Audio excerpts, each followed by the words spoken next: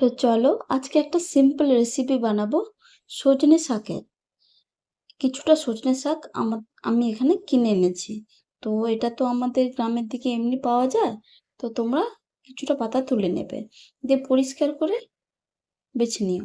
তারপরে কড়াইতে সর্ষের তেল দিলাম, জিরে, পেঁয়াজ, কাঁচা লঙ্কা দিয়ে আর লবণ, হলুদ, ধনিয়া গুঁড়ো দিয়ে এবার ভালো করে নাড়তে থাকো।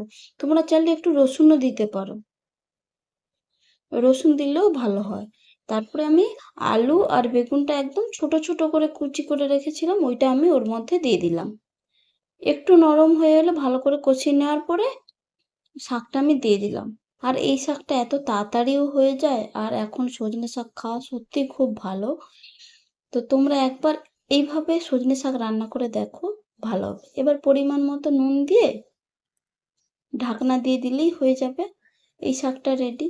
ব্যাস, আর কিচ্ছু দিতে লাগবে না, সিম্পল। মানে আর কিছুই দিতে লাগবে না, আর খেতেও খুবই ভালো হয়।